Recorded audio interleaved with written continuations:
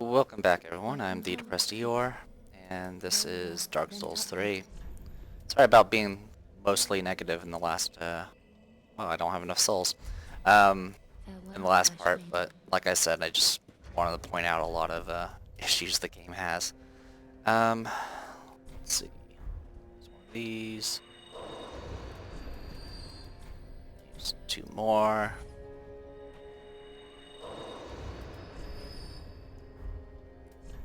Use two of these. I didn't really do much grinding as far as trying to get Titanite shards. I just went and did something else for my time.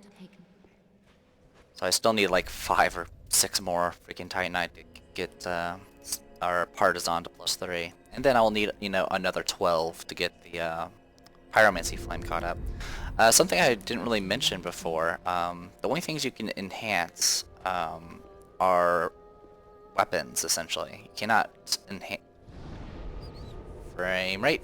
You cannot enhance armor in this game anymore.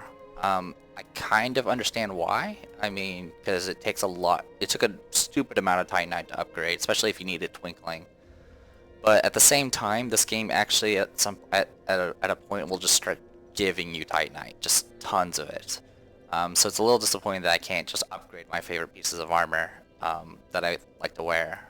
I mean, it's supposed to make it easier to do fashion souls, but I mean, I feel like being able to upgrade my gear would actually make fashion souls a bit more easier, because then I could just upgrade my armor to be slightly better than it is. So we're going to go ahead and start from here, because we've beaten the boss in Undead Settlement. There are a bunch of things we haven't done yet. For one, we kind of bypassed the entire path.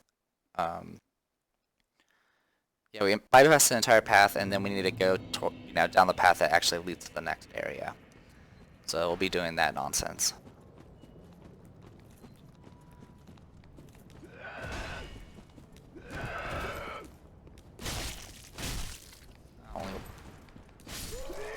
Ow. Alright.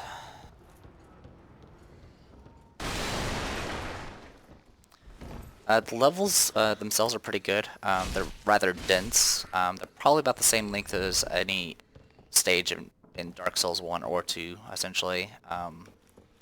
They do get shorter as you progress, though. But these ones, I mean, even for speedrunners and stuff like that, or people that are familiar with the area, it does make it look shorter because obviously I know where I'm going. But besides that, though, it's not too shabby. Oops. Okay, I actually went and killed the wrong one. Oh, this is gonna be fun. Swipe. There you go. Okay. So we're back here. I mentioned we can go that direction. So we're gonna go ahead and do that. You can just ignore the big congregation over there. I know there's a ring all the way over there that I forgot to get, that fire ring that's in the body, that you pretty much have to get over there, knock the body down, and then go around the other way. It's actually kind of, well, sorry, that's not the only way to do it. The other way, of course, is to knock the body in a way that it doesn't fall off the cliff. But I'm not exactly that good at it. Alright, so body here. Titanite shard, yay. How many do we have? 1. Alright, we need 5 more to get +3. If we do get to +3, there's something else I'll show you guys. A way to get another large Titanite, because I already have 1 from the bird. So we can get a second one, which can let us put our spirit of +4. Let's actually go the other way first. There's a path over here. It is sort of a shortcut. But it also is a way to take care of some enemies before they can ambush you. Because these guys will drop down this hole that's right here. Ow, ow, ow, ow, ow. I hate that stupid combo. Oh, wow. You just literally poised through that stab. Amazing. Stupid poise. So yeah, with the removal of the actual poise system, like, it's actually rather unpredictable on, like how enemies react when you hit them. Usually it's like, okay, I'm hitting them, they should be flinching, I should be able to get my full combo until I run out of stamina. But it doesn't really work that way. I mean, you might have seen it before, where they'll sometimes just poise through an attack by switching stances and stuff like that. And it happens with a lot of enemies, which really puts an emphasis on, like, I guess it puts more emphasis on defense, even more so than the other Dark Souls games, which I don't exactly like, especially since, I mean, it pretty much turns into a fight where I'm like, okay, I attack twice and then roll away every time, which makes it a little less interesting. So this is where you're supposed to first encounter those enemies here. If you get close to them, they'll start flailing about. Their attacks aren't that special, but it hits in 360. So if you're near them, you'll get hit. They also throw like poop or something, but I've never been hit by it. Yeah. And they don't really flinch, so you pretty much have to attack, back away, and then attack just to avoid pushing yourself too close to the attack. There's a body here with an item. Sorry about the frame rate occasionally tanking. It seems to only happen in spurts, so I'm just enduring it. All right, can I just stab upwards? No. Well, yeah, if I... Okay. This game has a very heavy... The series has always have a very heavy emphasis on targeting, and the targeting system has never been good, ever. Especially for casters. Alright, so there's a hole over here, which I should actually point that out. So down here you can get the Warrior of Sunlight Covenant. Literally, you just get the Covenant down here. Pledge oneself to the Warrior of Sunlight Covenant. Warrior of Sunlight are brilliantly beaming cooperators who place their golden signatures to help those in need, for it is their duty to deliver a great conquest to their summoner. So yeah, they're the helping covenants where you just help people fight bosses. You'll still get the standard reward as for helping out with a boss, but you'll also get a sunlight medal. You can also get sunlight medals without being part of the covenant by just summoning Sun Bros to help you, and if they survive through it, you will still get a sunlight medal, even though you're not the Phantom. Also, if you're part of the Covenant and you invade people, you can actually see that. Well, sorry, I'm not sure if it's invasions, but I know if you put down like red summon signs or whatever nonsense, assuming those still exist, you can be a quote unquote gold red Phantom, and when you succeed in your task, you'll still get a sunlight medal, which is a little neat because it it allows you to do PvP as part of that covenant, though it doesn't really make sense as far as I guess the lore is concerned. But yeah, let's see, try roll. We'll do it like this. Templates.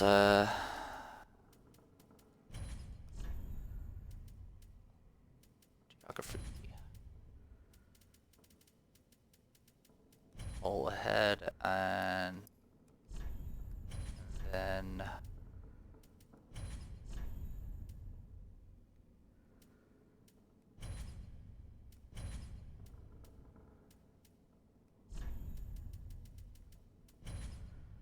then praise the sun.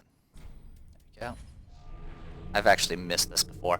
The door I exited out of from that room actually is locked from this side. You have to drop down that hole.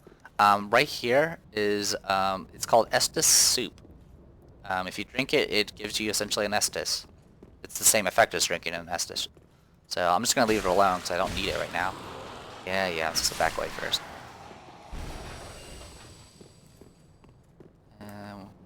So this would be the first time we would fight these guys, but we actually fought them when we fought the boss. They're relatively durable, but you can easily just wreck them.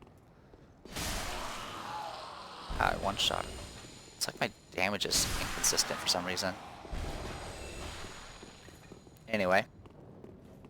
I don't even remember what I was talking about. Oh, I was talking about the Sun Bros. You might notice in this game, there's a lot of references to Dark Souls 1 and a little bit to Dark Souls 2. Like, a disturbing amount of it.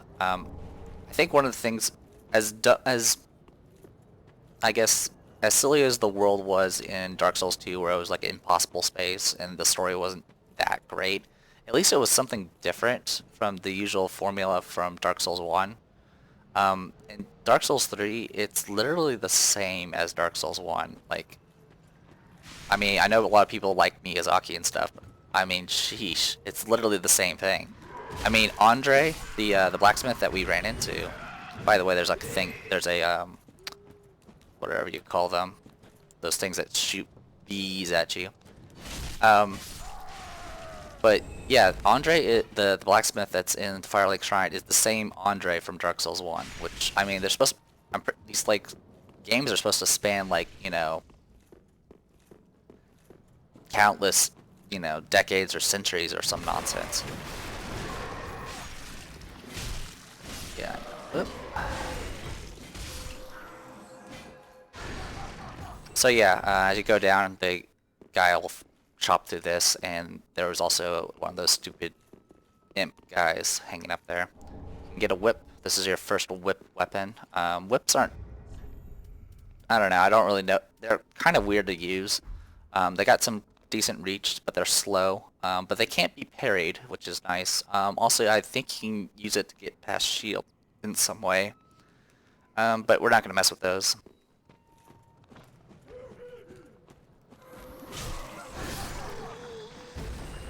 Anyway, we're going to go around here real quick. Get another Titanite shard. We're up to 2. But yeah, so yeah, tons of references. I mean, in Dark Souls 2, there are references to certain items. Like, they'll just appear, and you're like, okay, why is this in this world? It's completely different. But in this one, it's just like, okay, countless, thousands of years have passed, and I can still get, what's his name? Solaire's pal. And I'm just gonna drop down here, because I can't fight up there. You can get Solaire's armor literally by just trading with the crow that's up on Firelink Shrine. Speaking of Firelink Shrine, Firelink Shrine is the name of the starting area from Dark Souls 1, even though it's a little bit different.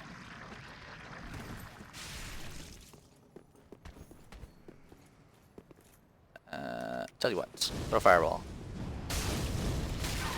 Ah, well that worked, sort of. Alright, so now I can fight you.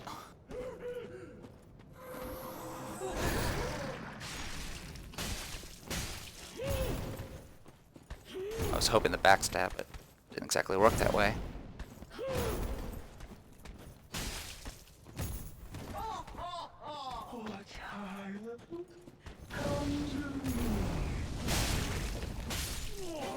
Go. There's, I think I mentioned before, the shopkeeper is literally one of the old ladies from Dark Souls 2.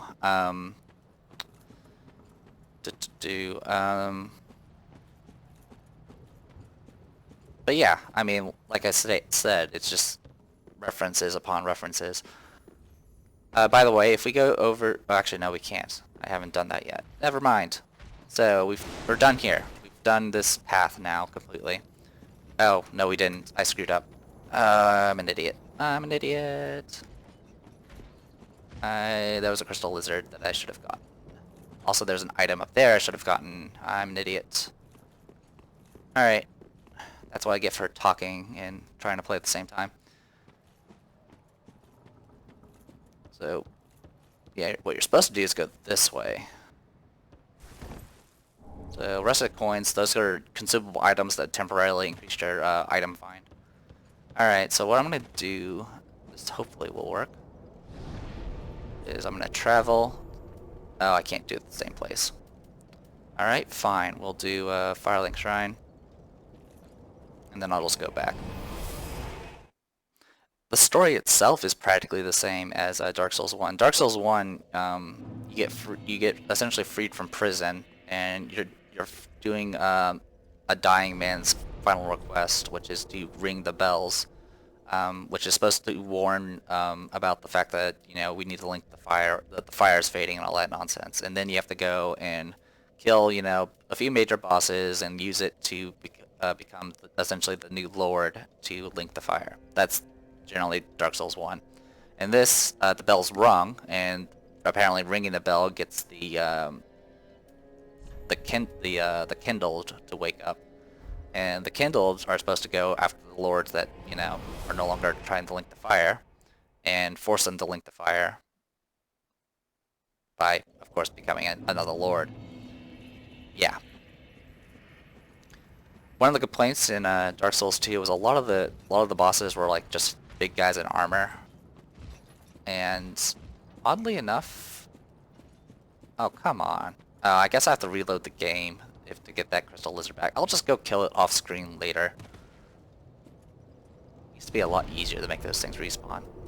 Anyway, so our next stop is actually this place is perfect. If you recall, we did get a key. We bought a key a while ago called the grave key, and it's used for the Undead settlement sewers.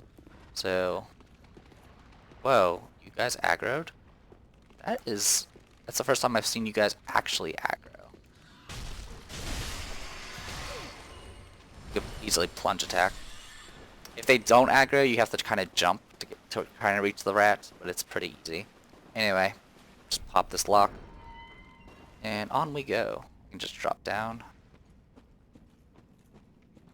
I never did drink that Estus soup. You go down this way, you can find a loincloth, which is the deprived starting item. And this is the statue of Velka. You can pray here to get rid of sin. But since sin doesn't really do anything in this game, it's practically useless. The only reason you would go to the statue is if you accidentally did something like, I don't know, kill the shopkeeper or kill the firekeeper. And they will refuse to work with you if you do that. But I mean, after they come back, because they don't permanently die. And the way you get their services again is you have to get rid of that sin. But other than that, sin does nothing. In Dark Souls 2, and possibly 1, if you build up sin, you actually became a target for certain covenants. In Dark Souls 2, you can actually be invaded by blue sentinels trying to kill you because of your sin, at least from what I read. I never did it myself.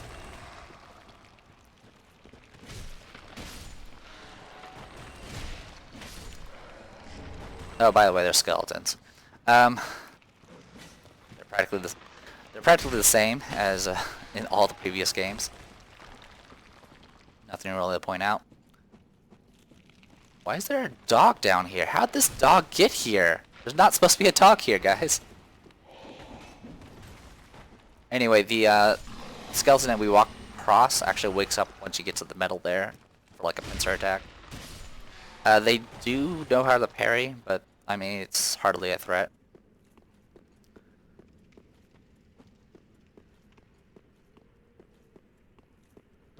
Now we're down here. Hey, a crystal lizard. Come back. There you go. Heavy gem. Heavy gem we don't really are ever gonna use. Oh, and there you go.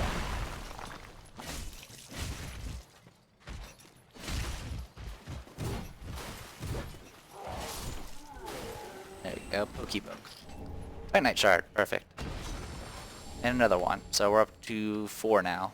We get 2 more, we can get this thing to +3. And then all of our other Titanite shards can be devoted to the spear and our pyromancy flame.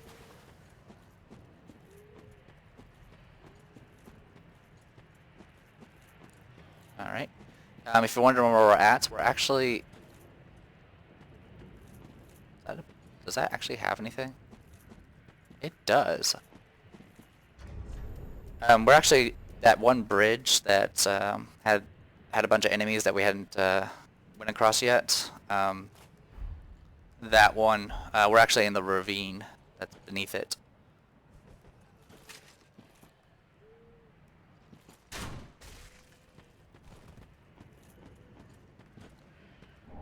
And a blessed red and white shield, which means the shield is blessed. Great. So what blessed does, this shield's infused. Usually, infusions for shields is so you can get certain resistances on the guard part of it, but in this case, it doesn't seem to really do that anymore. But what you can do with with this is you can put certain effects that can definitely be beneficial. Blessed, I think, does extra damage to certain things like undead, though that's a pretty vague term. But what Blessed also does is give you a little bit of HP regen. So if you have the shield, you can get some HP regen. I'm not going to bother because I don't care. Alright, get rid of that, re-equip that, let's get going. We're going this way. Alright, and here is another sewer like area. There's a rat there, and there's 2 holes there. You can even see some of the rats that are in the holes, and we're going to have to deal with them.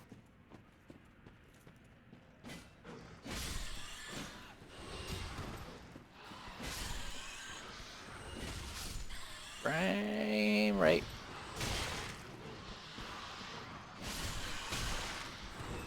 Yeah, these things are pretty aggressive, ow. And they attack fast, which is super annoying, by the way. Oh, thank you for dropping targeting. Thank you. Thank you, game.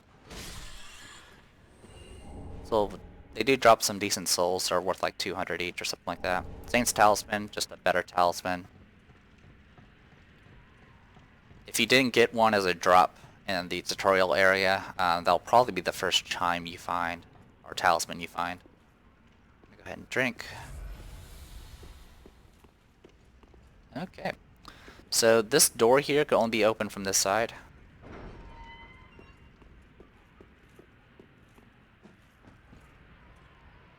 And we actually might have missed some dialogue with this guy. This guy would have been here if we walked the other way. Another one of those unkindled, are you? All you faceless undead, behaving as if you deserved respect. Now you're poking around in people's cells. How very noble. Okay. So yeah, if you go and just talk to him normally without messing with the cell that we were in, he'll pretty much say kind of the same thing, but he won't mention stuff about the cell. Ah. Taking an interest in her, have you? Well, she's a lost cause. Couldn't even become a firekeeper. After I brought her all this way and got her all ready. She's beyond repair, I tell you. Yeah. If you actually, like, if you talk to him normally and then try the door and it's locked and you go and talk to him again, he's like, oh, you're interested in cages or some nonsense. But anyway, the cage he's talking about, the lit girl she's talking about is, or he's talking about is over here. Who is there? Is someone there? Anyone? Oh, please, whoever you are, touch me. The dark surrounds me, nibbles at my flesh. Little creatures, they never stop biting. So please, hold out your hand and touch me.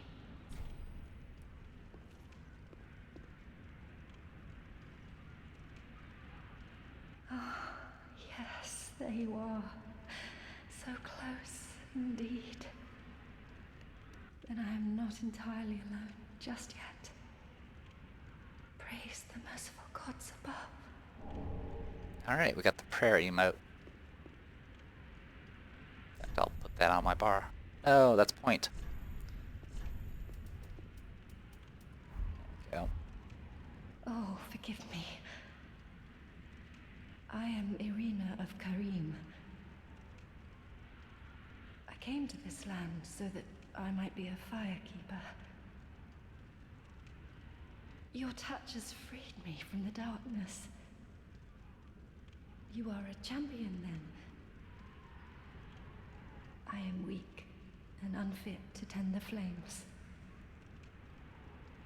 But if it would not trouble you, might I enter into your service instead? Oh, thank you, sweet champion.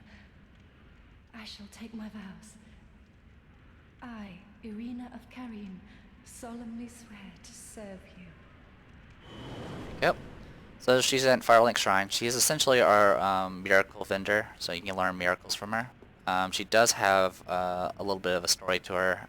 She was, of course, she was trying to become a firekeeper and failed. That's pretty much the gist of it. I don't know why she was exactly locked up in a cage, but we can go talk to him again. You've gone and rescued her, have you? How very quaint. Pitying creatures that are beyond help. Yeah, very well. I'm sick of looking after her at any rate. I am Egon, a knight of Karim. I am allied to you for as long as you assure the girl's safety. And only for that long. So yeah, he was essentially like her guardian or some nonsense. And his thing about being an ally is frame rate. So him being about an ally is completely true. You can screw some things up and he'll come after you if you screw things up. But we'll point that out later. Right now we're not going to worry about miracles. We're just going to go and see more references. If you look carefully, you've already solved the puzzle. Look, an Onion Knight from Dark Souls 1. It's not the same one, but it is a guy dressed in that same armor.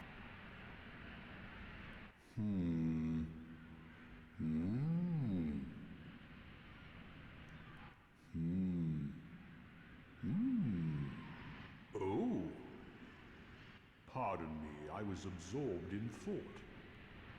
I am Siegbert of Katarina. To be honest, I'm in a bit of a pickle. Have you ever walked near a white birch only to be struck by a great arrow? Well, if I'm not mistaken, they come from this tower. Whoever it is, I'm sure I can talk some sense into them. But I have to find a way up, and that's just the trouble. This lift only goes down, you see, and... Well, that doesn't get me anywhere.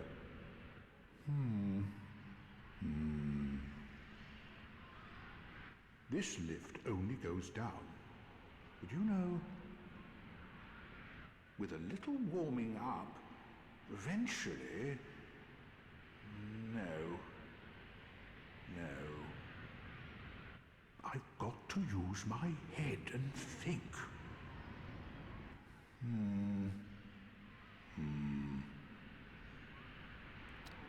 So yeah, like I said, he's not the same person as the character from Dark Souls 1. I don't exactly remember the Dark Souls 1's character's name, but he acts exactly the same, pretty much to a point. In Dark Souls 1, you would run into someone just like him, going all the time, and he'll be like, I don't know. He'll be at some point in the game, be like, oh, there's this gate that's locked. I can't get through it. I guess I'll just think about it for a bit, and then you pretty much go and find a way to get the door open. And then you'll run into him later, and he's like, oh, I guess you're the one that opened the door. That's neat. And then he's like, well, I'm stuck here now. And then you're like, okay, well, you're just going to go ahead and continue. And then you run into him again. He's like, oh, cool, thanks for the help, and, get some stuff. This guy is practically the same way. He's just going to be in various points. I don't remember exactly how his plot ended in Dark Souls 1, he being the other guy. But I think it's pretty similar. Anyway, to solve this puzzle, because you mentioned it only goes down, so if you go across it like this, it'll go down to a different area. But if you, as you probably saw, there was actually an elevator that went up when we approached this thing. He also mentioned something about the guy shooting giant arrows is on this tower, so we can go say hi to him. It's actually pretty important to do this. If you don't do this, there's going to be multiple areas that are going to be a lot harder to deal with if you don't. The first time I played this, I actually did not do this thing, and it actually made a lot of the later areas very interesting to do. I still was able to do it, which is neat, but this makes it a lot easier. Now, if you actually started with the white branch as your item, as your starting item, you don't have to do this, but I mean, you can still do it anyway. Who are you? I help anytime. There you go. He gives us a young white branch. This young white branch is different from the other one. Like, they have the same item effect, but if you look at the item description, it says good friend, no hit. It's a token of friendship from a giant.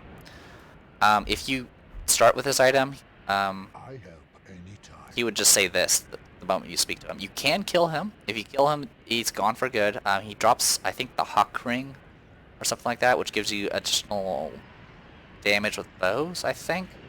There's also another way to kill him, a little bit more passively, which I'll talk about maybe later as we progress through the game. But now, if we go to any area where there's white birches, he will no longer shoot at us, and he will always shoot at the enemies. So, good stuff there. I don't think there's anything else up here. No. Alright, so next is...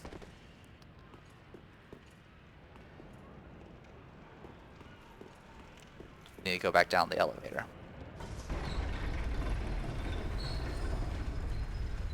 And we go on here. So you heard Zeekwood go, as kind of a hint that there's somewhere up in the middle of this tower. Now, how he got up here is a complete mystery because we had the elevator up already.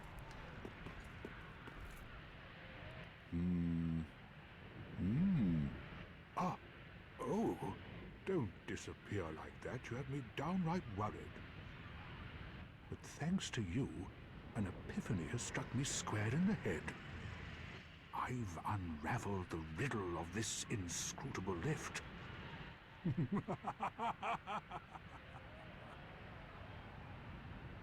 On some days I begin to doubt myself.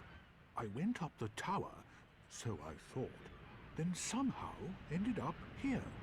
I'm not exactly sure what happened. Anyhow, do you see that? That humongous beast? I'm no coward and I've a steady hand, but that thing makes my skin crawl. Now, think twice before you go down that road. I could try talking some sense into him. No, I think not. He's far too overheated. I've got to use my head and think.